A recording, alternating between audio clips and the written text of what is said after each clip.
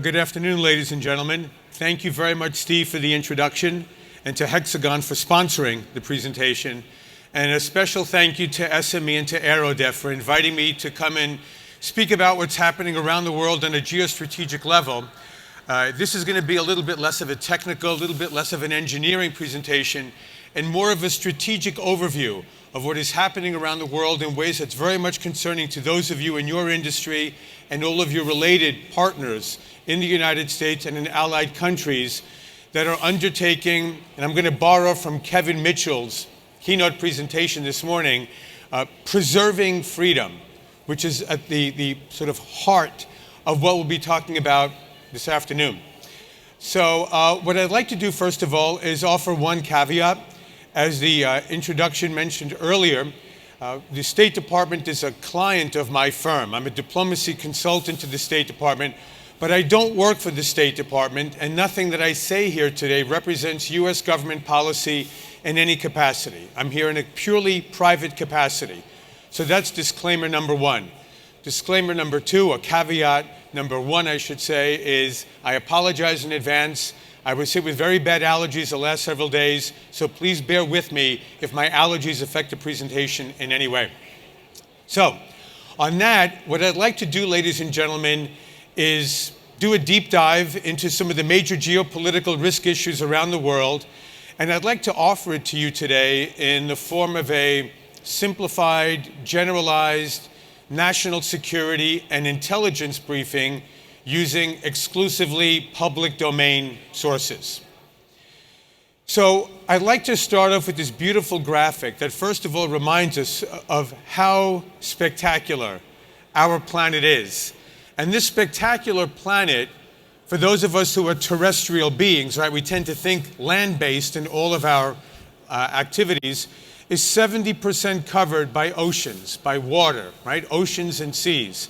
And on these oceans and seas, 80 to 90% of the world's global commerce traverses, and about 70 to 80% of fossil fuels, oil and natural gas that very literally lubricate the global economy that has given us all the relative peace and prosperity that we've known over the last 30 to 40 years, is predicated upon. And all of this depends on what we call the free and open rules-based international system, or the shorthand, the global commons, which the US Navy, working with the navies and militaries of our allies and partners around the world, protect in order to ensure for free and open shipping of goods, capital products, natural resources, energy, as well as information and values.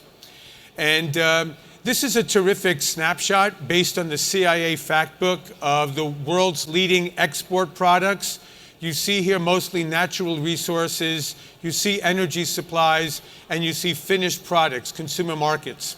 But the way this all works, ladies and gentlemen, is absolutely predicated on this free and open rules-based international order that really was devised by the United States after World War II in order to help prevent the kind of cataclysmic wars we saw in Europe and in Asia in that decade, but really has come together as we've known it since the end of the Soviet Union, the end of the Cold War, so that for the last 25 to 30 years, we've enjoyed remarkable, astonishing progress in terms of material goods, in terms of prosperity and relative peace in the world.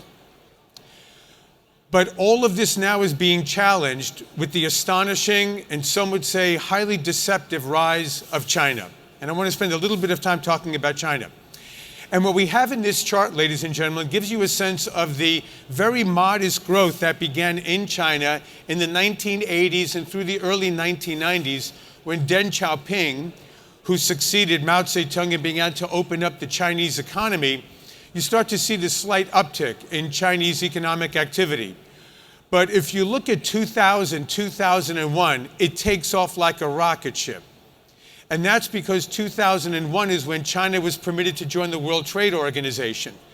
And this was largely a bipartisan process in Washington, from the Clinton administration to the Bush administration, a rather seamless bipartisan consensus that if China comes into the World Trade Organization, It will help it to grow into what we call a responsible stakeholder. What do I mean by responsible stakeholder? Well, we mean one that obeys the rules of international trade, that abides by the system that has provided the prosperity that all other countries in this system have enjoyed, and that we sought to have China enjoy, so that it might become a more open, perhaps a more liberal, and a more democratic country, and avoid the fate of the Soviet Union, which collapsed in 1991. And as a result of that spectacular growth that China has enjoyed since coming into the WTO in 2001, you've seen this remarkable growth in its trading relationships around the world. So that today, again, according to the CIA, China enjoys premier, #1 trading status with more than twice as many countries around the world than does the United States, which was by far the world leader going into the late 90s and early part of the prior decade. So we have this very significant development in global economic and commercial affairs. But again, as I mentioned just 2 minutes ago, much of this has been achieved with enormous deception on the part of the Chinese government, and specifically the Chinese Communist Party. And when we talk about China, we have to be very honest and very clear-eyed. China is run by a Communist Party whose #1 goal is to maintain absolute power over the People's Republic of China. And we'll talk a little bit about the Communist Party, because this is what becomes increasingly worrisome about the geostrategic competition between the US and China in the years and decades to come. So we have good news in that the Trump administration and the government of President Xi Jinping are involved in very high-level negotiations right now to see how China can begin to be brought into WTO compliance and to end the pattern of dumping, subsidies, forced technology transfer, outright IP theft, and a whole series of activities that China has undertaken in complete violation of WTO rules with near impunity. Why is that? Because most US and Western businesses wanted access to the colossal Chinese market. And they persuaded their governments to not punish China or to not pursue China for these violations. And in Washington, one of the areas that we have with the very acrid political environment that we have in Washington right now, one of the few areas where we have general consensus now between the Republican and Democratic parties is the need to bring China into line. So we'll see what happens if we have the good news that there will be a meeting, perhaps at the White House in late May or June. We'll look to see to what degree China is willing to actually undergo the kinds of structural reforms, ladies and gentlemen. This is not about buying large amounts of soybeans. This is about structural reforms to change the way China does business around the world. And then maybe what's going to be the capstone of the negotiations is how does the United States, how do our Western partners, and how does the WTO actually enforce this? And I think enforcement is going to be the key to whether this succeeds or not. But beyond the commercial activities, I want to take a few minutes and talk about the geopolitical competition between China and its neighbors in Asia as it looks to move out beyond the Western Pacific into the Indian Ocean and to potentially compete with the United States in terms of predominance on economic, diplomatic, political, and military scales. So I like to start out with this map. It's a relatively straightforward, benign map, but it gives you a sense, ladies and gentlemen, of the sheer colossal size of China compared to other countries in Asia. And you see here a sense of China's colossal land, its significant coastline along the South China Sea and the East China Sea, and also its vast population of about 1.4 billion people, right? The world's most populous country. And what the United States has done over the years is look to see how we work with allies and partners in the region, again, to avoid the kind of cataclysmic wars that devastated Asia in the 1940s, but also to see how all the countries of the region can enjoy the prosperity of participation in the global commons and this free and open system. Well, the Chinese don't see America's activities as very benign, ladies and gentlemen. So I've borrowed this map from another entity, and it takes the north-south axis and it flips it to the side. And what China sees is a series of US bases off of its coastline in the Pacific region. It sees 40,000 US troops in Japan, 28 to 30,000 troops in South Korea, major US arms sales to Taiwan, defense cooperation agreements with the Philippines and other countries, especially in those tiger nations in Southeast Asia. Guam on the horizon, and behind Guam is Hawaii. All of these artificially constraining where China feels should be its natural rise to dominance of Asia, certainly the Western Pacific region. And keep in mind, ladies and gentlemen, much of this goes back to China's history. We Americans tend to be somewhat ahistorical in our perspectives, right? Our country's only 200 years old. China today is the inheritor of a great 4,000-year-old civilization. And for much of that time, China was the tributary center of Asia, the Middle Kingdom, and all of the smaller, they weren't countries, societies and tribes and kingdoms would pay tribute to China. And China was maybe the world's leading economy until about 1750, 1800. And it's looking to restore what it sees as its rightful place at the top of the economic heap around the world. But this needs to begin in Asia. So what is China looking to do about this? Well, first of all, it's very publicly announced it's going to build a world-class military. In October of 17, there was a major speech at the Chinese Communist Party convention where the Chinese authorities stated that China will have a world-class military, from their definition, able to compete as a peer military with that of the United States by 2049. And the reason they selected that year is because that will be the 100th anniversary of the establishment of the People's Republic of China, ruled by the Communist Party of China. So they're celebrating the centennial of communist rule in China in 2049. And this is China's open plans. They've said this to the world. Most of us have simply ignored it, or we've been so busy or distracted by other stories in the media or the like that we've completely missed this. But this is an open book, ladies and gentlemen. And so you see here China's military spending over the last 25 years is off the charts, 650% growth compared to a number of countries, including the US, which is finally increasing its defense budget for the first time in 8 years, going into FY 2019. So where did the Chinese plans begin? Well, let's talk first of all about one of the most important waterways in the world, the South China Sea. This is a vast waterway. It's almost all international waters. And about 1/3 of the world's commerce traverses the South China Sea every year.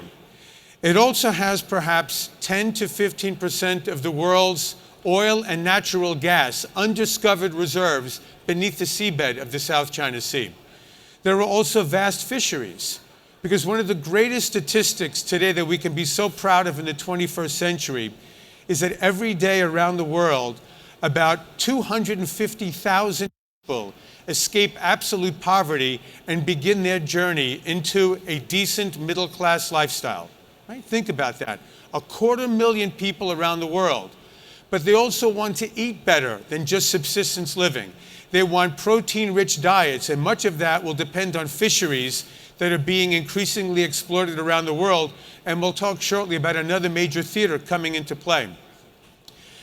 But the South China Sea, ladies and gentlemen, is contested by all of the countries that you see around it. Vietnam, Indonesia, Brunei, Malaysia, Taiwan, and the like. And so what China has done over the last 5 years, under the rule of Xi Jinping, who came to power in 2012, is it's essentially declared the entire South China Sea to be sovereign Chinese territorial waters.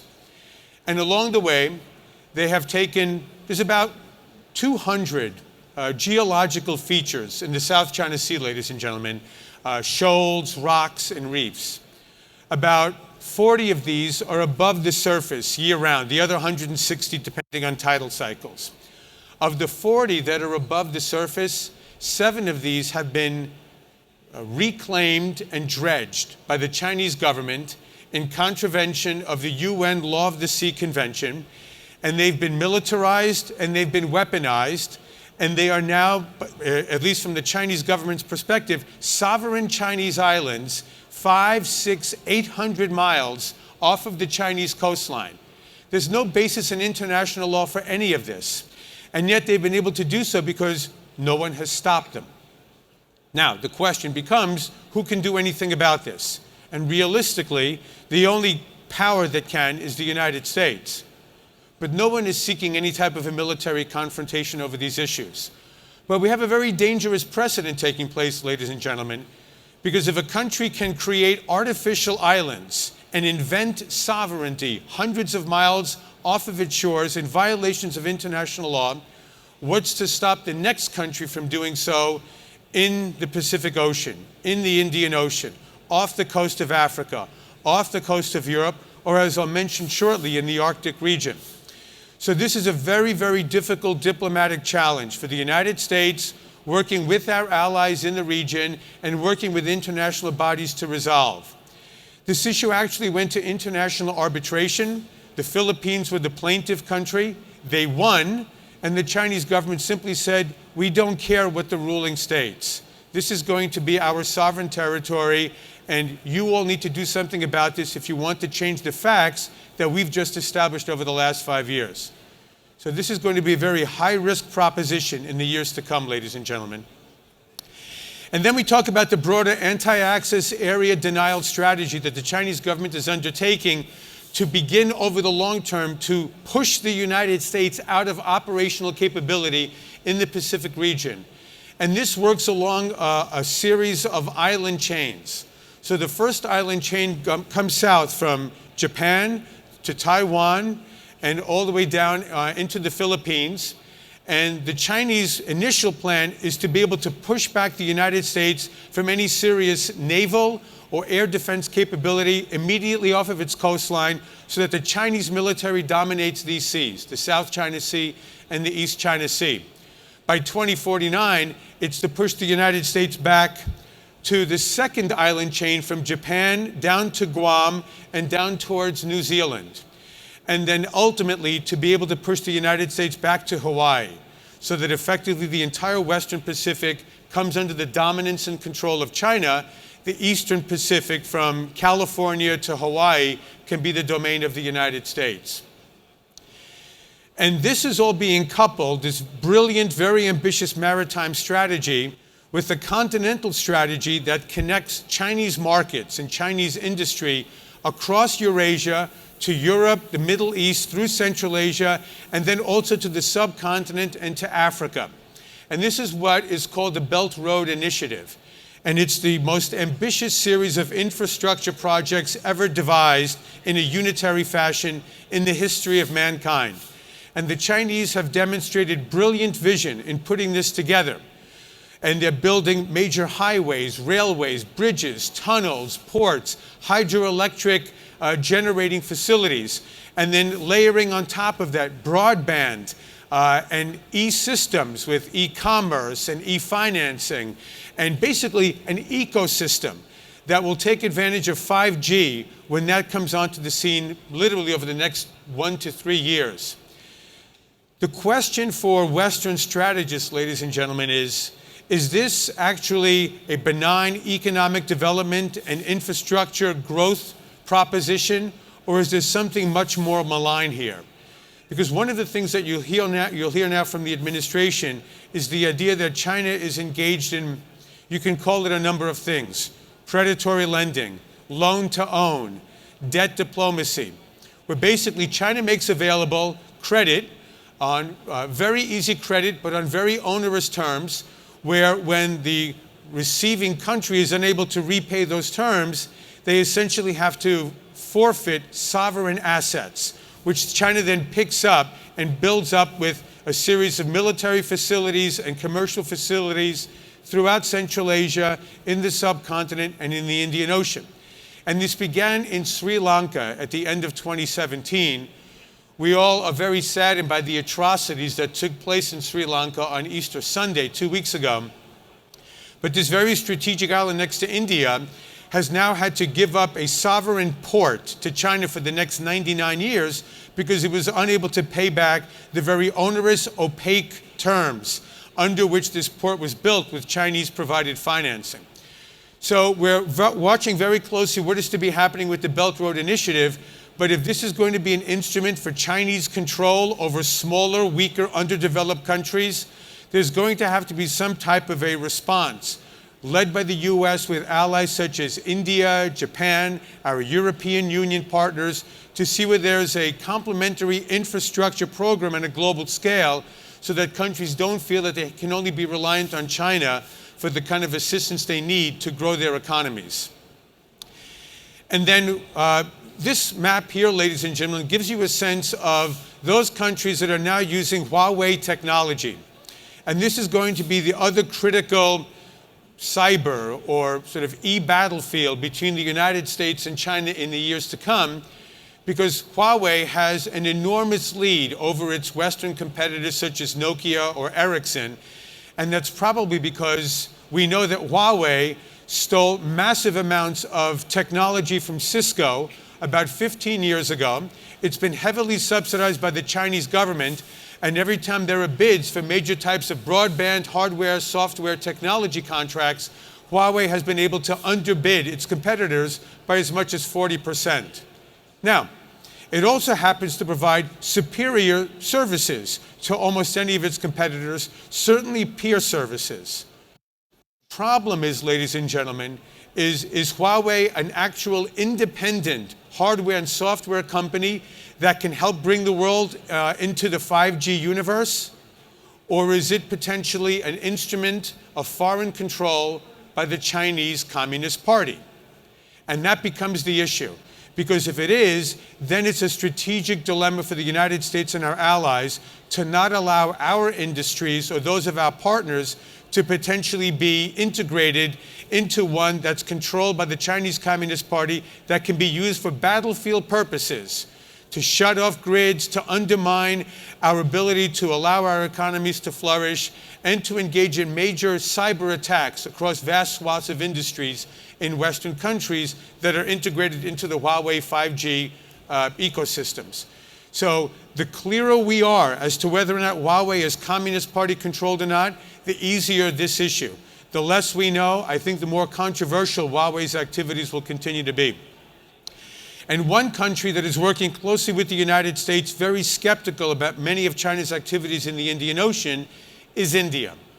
And India, ladies and gentlemen, is poised to become the next great regional and potential global economic player and possibly military power.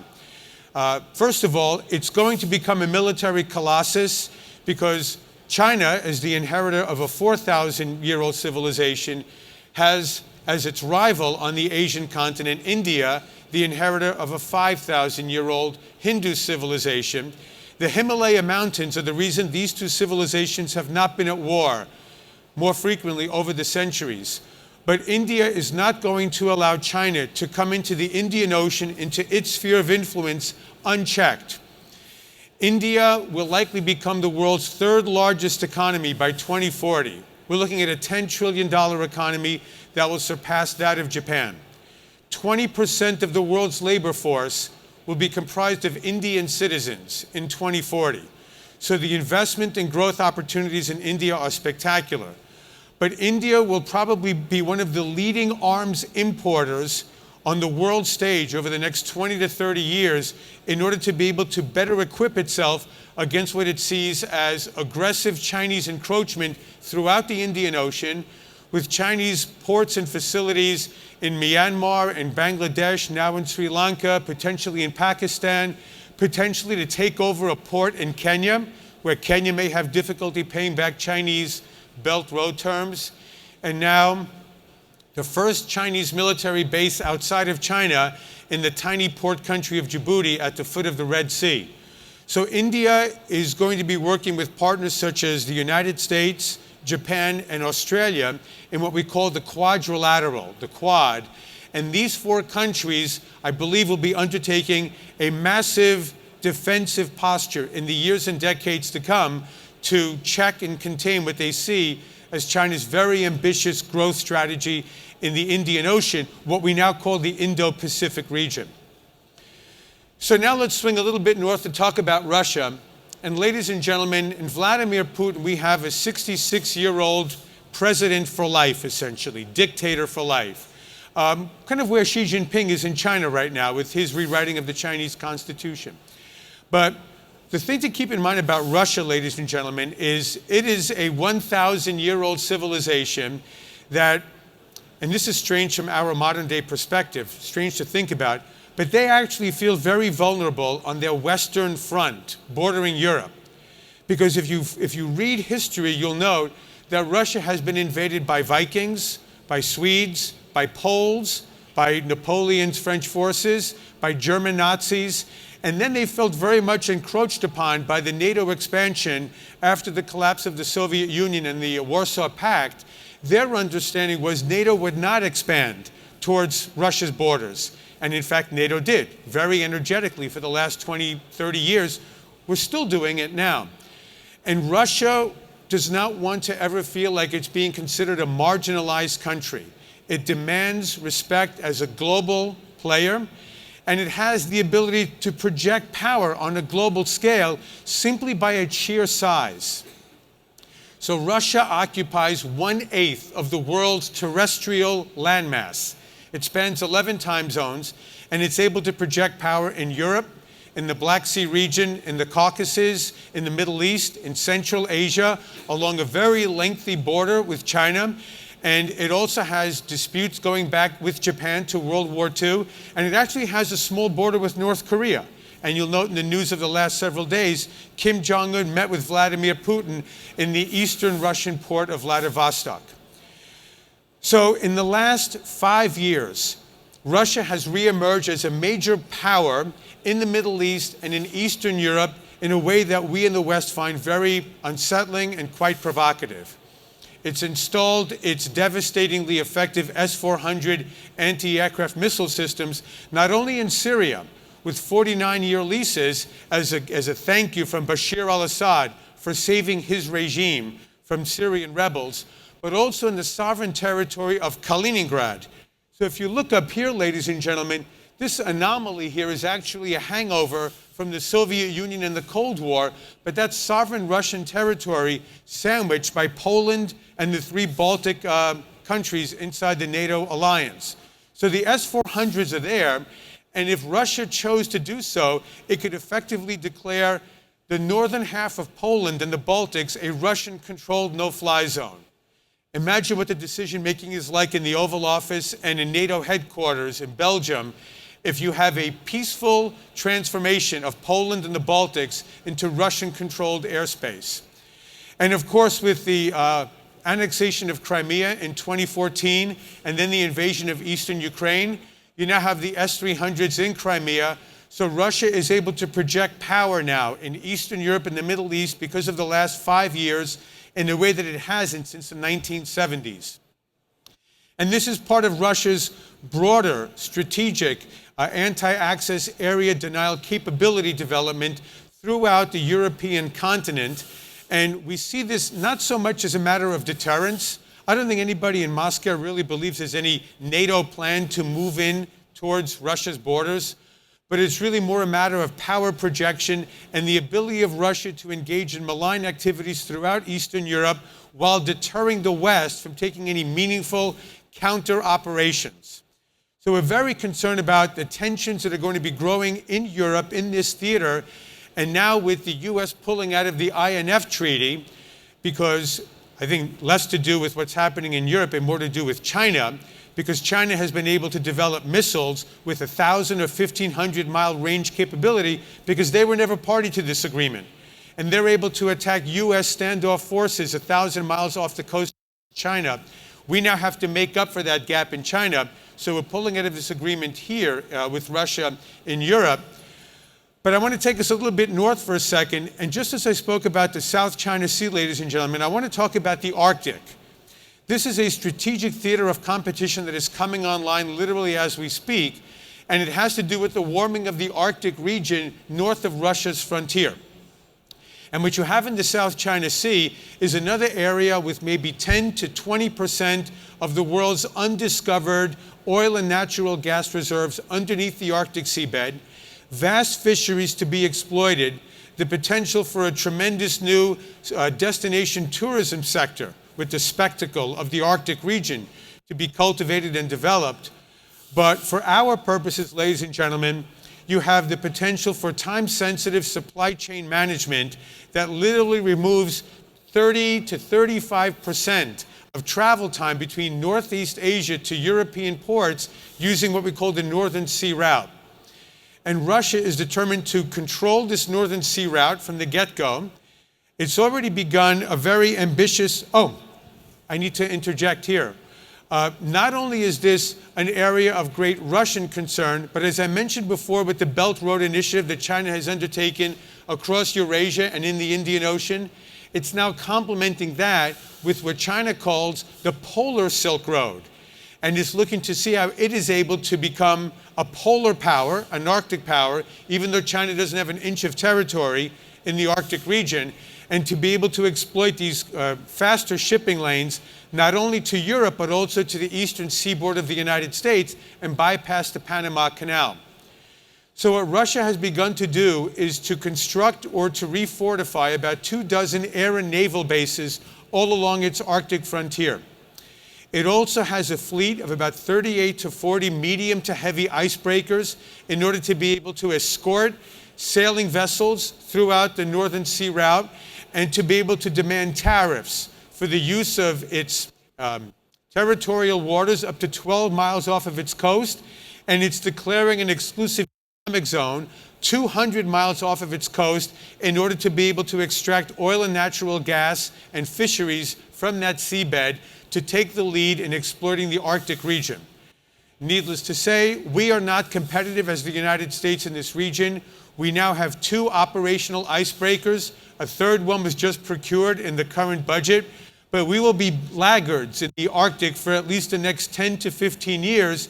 Russia will be the premier power in the Arctic, and China and Russia will look to partner on a whole host of infrastructure projects, which Russia is welcoming with Chinese financial support. All right, so as we step down from the strategic threat level, we'll talk a little bit about North Korea quickly. And what we have, ladies and gentlemen, is an effort led by the United States on a multilateral track to try to bring about complete, verifiable, and irreversible denuclearization of North Korea, or the Korean Peninsula, but really North Korea. The problem is that the parties have never agreed as to what denuclearization actually means. And from my own personal perspective, from what I see and what I hear from my colleagues who are the real Korea experts in Washington, Kim Jong-un, we think, may be crazy, right? This 35-year-old guy who loves his high-value alcohol, his pornography, his friendship with Dennis Rodman, but he's extraordinarily rational because he saw what happened to other leaders like Saddam Hussein or Muammar Gaddafi when they gave up their weapons of mass destruction. They were murdered by their own rebellious subjects. So he's not going to have that happen to him, I believe, and I don't see a pathway to complete denuclearization. Is there a way to persuade North Korea to stop the interballistic missile threat, to pull back against threatening the United States? Potentially. But as of the fall of 2017, North Korea has the proven ability to strike at North America with intercontinental ballistic missiles. The accuracy is questionable, but even if you miss a target, simply detonating a very high-yield nuclear weapon anywhere in the United States or in North America will completely upend the global stability that we have known for all of these decades. So we're looking to see how that process may move forward, and we'll need China's help. And we're working, of course, with our allies in South Korea and Japan. So we really have a truly multilateral process at play here.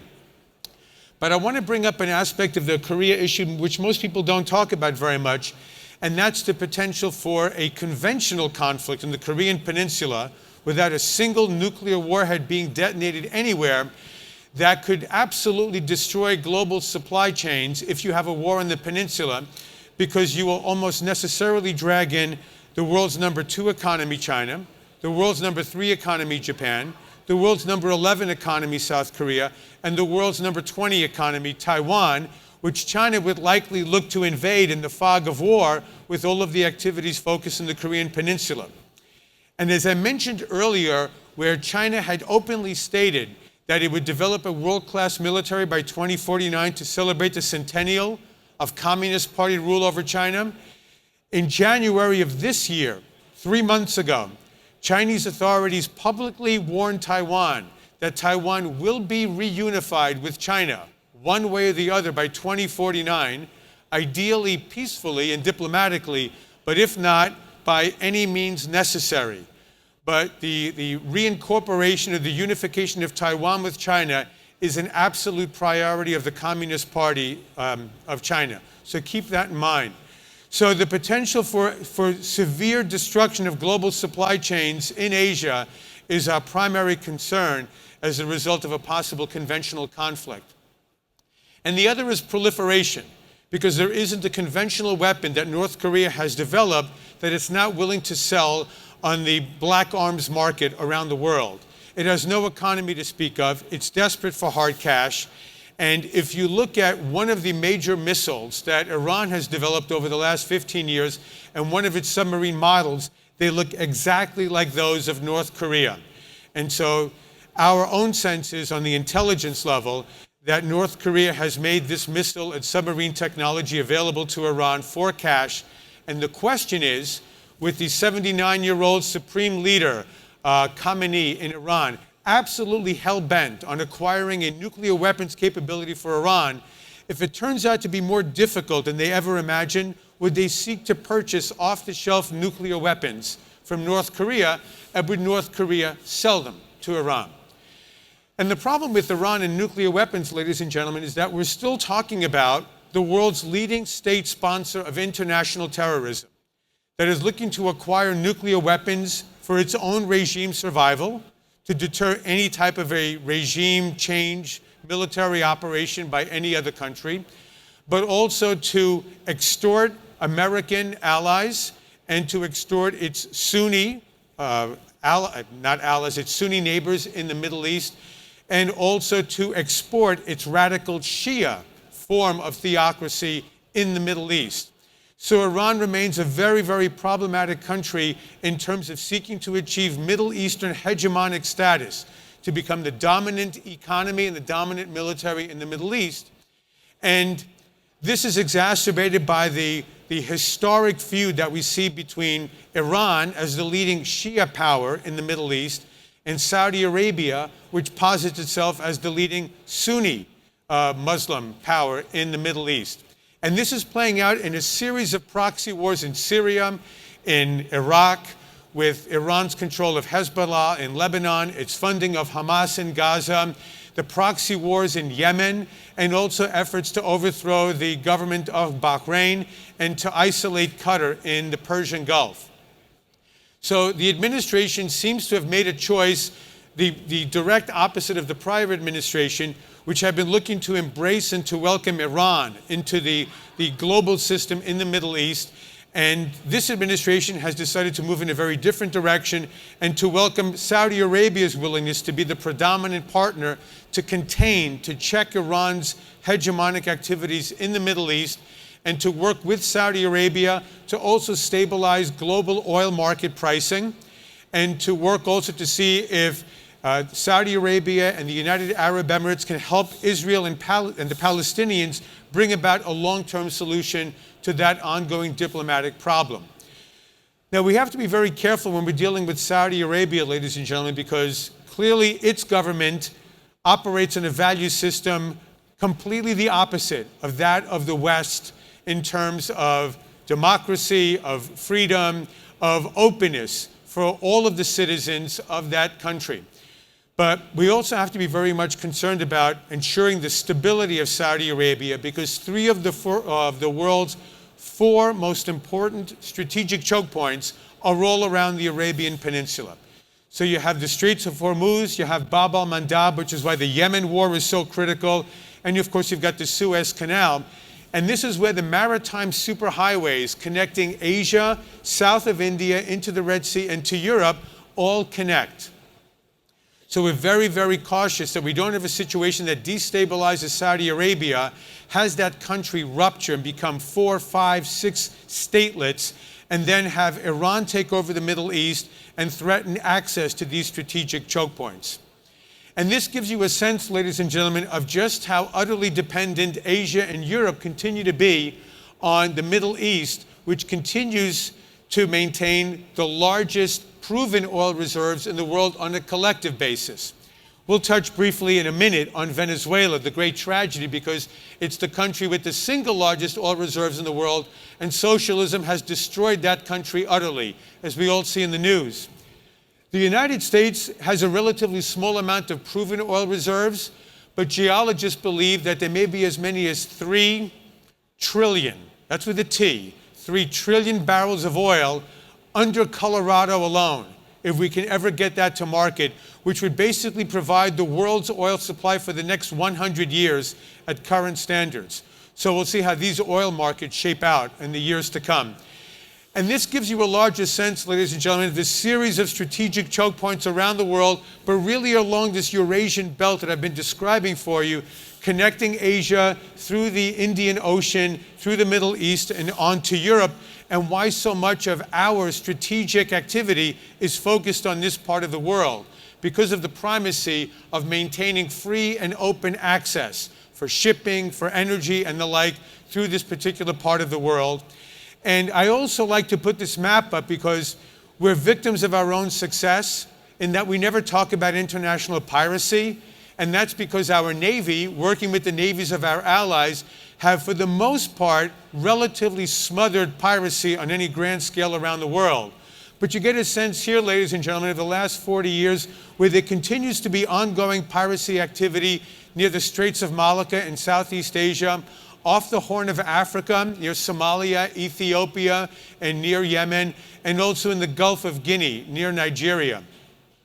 But I'd like to also segue into one of the great success stories of the 21st century, and that's a number of economies in Africa that are enjoying sustained growth rates of 4, 5, 6, 7% for the next 5 to 10 years, in a continent that we've largely known because of underdevelopment, disease, war, poverty, and famine. And so you have this great story of mobile technology, of infrastructure, of serious FDI coming into Africa and providing a very different future for many of the countries in sub-Saharan Africa and in the north. They will still be racked, however, by Islamic State and Al-Qaeda that is moving into the Sahara Desert as we've pummeled them out of Syria and Iraq. So we're concerned about what radical terrorism will do to populations that are seeking an economically beneficial way out of the misery that they've endured in the past. But there is a downside to this as well, ladies and gentlemen, and that is that we still have relatively large population growth in many countries in Africa. And with all the great GDP growth we see in a number of countries, we don't know whether or not the African economies will produce jobs quickly enough to provide the quality of life that these individuals in African countries deserve. Well, now they have mobile technology, they have access to the internet, and they can see what life is like not too far away. And with a few $1,000s that you feed into human trafficking pipelines, guess what? You can get there. And they've already begun to move towards Europe.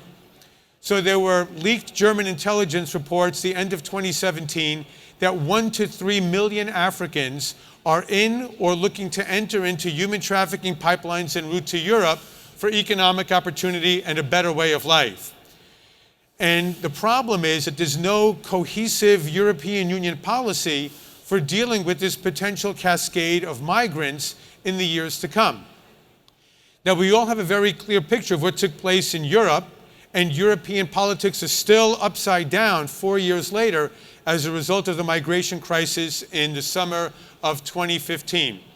Well, if you see here, ladies and gentlemen, this gives you a sense of populist parties that are gaining power in a number of European countries in the first decade of this century, mostly because of globalization and the uprooting of a number of heartland townships and villages and counties like we have here in the United States that we just learned about in the 2016 presidential election.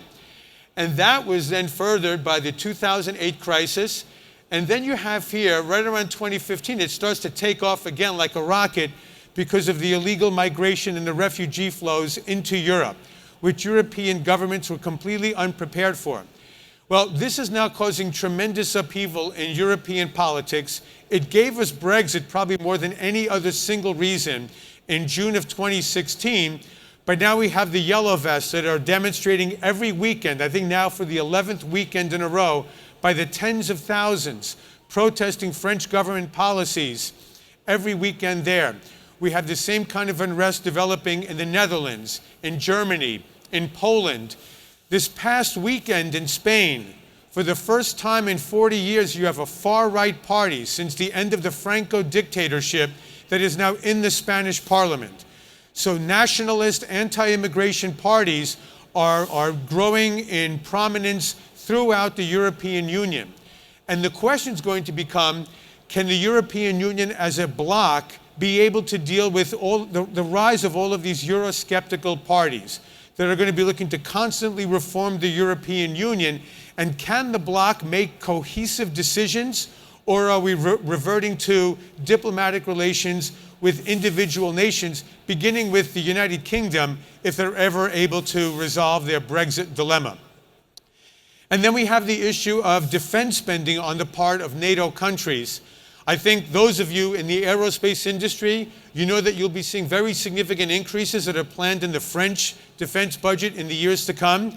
Germany will also likely ramp up its defense expenditures, although it's made very clear it has no intention of reaching the 2% level anytime in the near future. But you have this breakdown, ladies and gentlemen, inside the European Union of the countries that are bordered up against Russia or near Russia, that are the ones that spend the most of their GDP on a percentage basis for defense spending, because they're terrified that what Russia has been able to do in Ukraine and what they may be doing in Moldova, this tiny little country between Romania and Ukraine, and what they are looking to do potentially in the Baltic countries of Estonia, Latvia, and Lithuania, they may do in other Eastern European countries. So while Germany is asking the United States to keep 35,000 troops in Germany, while they do a deal to double their natural gas dependency on Russia, while they ask us to defend them from Russia, we have other Eastern European countries that are welcoming the US and saying, station your forces here, move them out of Germany, build them here. We are your more dependable allies in this long-term geopolitical confrontation with Russia. So I think Europe is going to face a number of internal centrifugal stresses for some time to come because of economic stagnation, because of the migration issue, and the breakdown within Europe because of insecurity near Russia versus greater security vis-a-vis Russia in the West. And also, frankly, more traditional societies in Eastern Europe versus more cosmopolitan societies in Western Europe that are always lecturing the Eastern Europeans on the need for more tolerant values, especially towards migrants. And I'm going to close on this, ladies and gentlemen, because we've been talking about Venezuela in the news in a way that we haven't in modern decades. And that's not just because Venezuela is a potential humanitarian crisis and a potential refugee crisis. With whatever we're dealing with in the Texas border over the last several years, you've already had 1/10 of Venezuela's population flee the country. Today, I understand, there's actually civil unrest. The military has been unleashed against Venezuelans who are looking to overthrow the government because they don't want to wait for the government to move out of power. But what happens when 500,000 or 1 million or 2 million Venezuelans flee the country in the years to come? There's no more room for them in Colombia or in Brazil, and they start moving up the Central American corridors to Texas. And then we have another 1 to 2 or 3 million people coming up to what's already a very problematic situation on our border. But on a geostrategic level, ladies and gentlemen, Venezuela owes China $20 billion. What if China looks to do in Venezuela what it did in Sri Lanka, what it may do in Pakistan, what it may do in Kenya, and look to seize sovereign assets in Venezuela and have permanent ports and facilities in the Caribbean Sea? At the same time, Russia has sent nuclear-capable bombers to Venezuela and sent hundreds of its military personnel to put titanium in the spine of the pro-Maduro military so that they don't defect or join forces with the pro-democratic forces in Venezuela. And Iran has been cooperating with Venezuela to station Hezbollah there to assist the narco-traffickers in Colombia, the FARC, if you know that terror organization, and to sow instability in Latin America and in the Caribbean.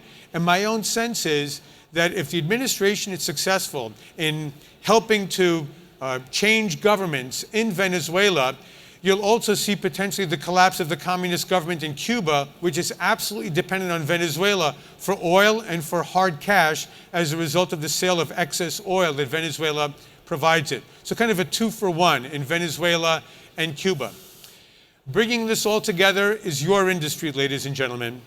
And what you do in aerospace and engineering, to borrow from Kevin Mitchell, who gave the keynote address this morning and spoke about preserving freedom, is what you all do from an American perspective and working with our allies and partners around the world.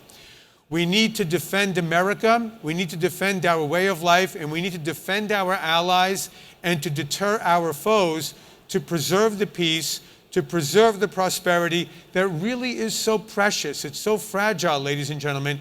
We must never take it for granted. And what you do in so many ways is God's work in ways that most Americans haven't a clue. So I thank you very much for your time and for your interest and for having me here. I hope this has been somewhat insightful, and I will be available afterwards if there are any questions or comments that I'm happy to take. I wish you all a very successful conference, and I wish you great, great success in all of your endeavors. Thank you very much.